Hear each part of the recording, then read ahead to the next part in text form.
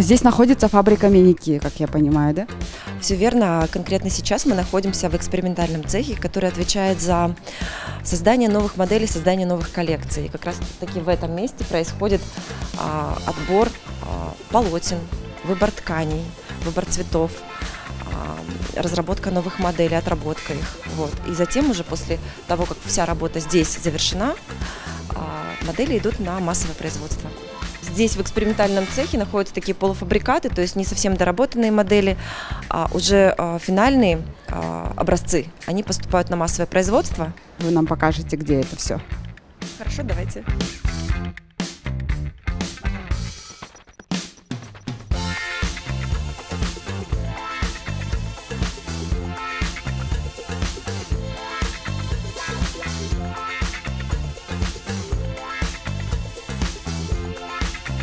Biz бренд кийимдерин тигебиз.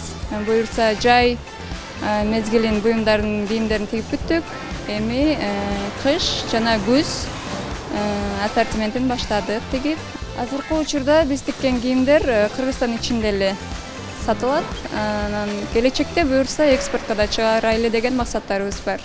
Шояларды негизи опытына жараша эле карап ала беребиз. Анан опыты бизге туура келбесе, бизде атайын окуу долбоору ачылган, окутуп, үйрөтүп алабыз.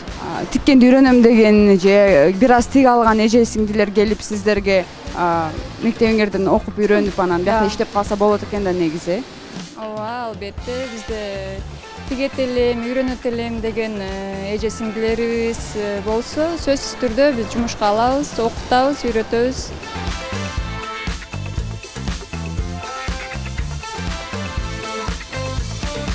Бул жердин негиздөөчүсү Абдраев Алмаз Кошоевич байкебизге таандык.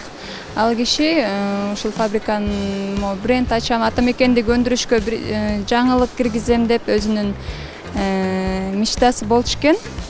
Ошол мечтасы орундалып, буюрса азыр атамекендик өндүрүшкө жаңылык киргиздик да. Биздин кийимдердин деңгээли, качествосы абдан жакшы. Рынокто бааланып атат.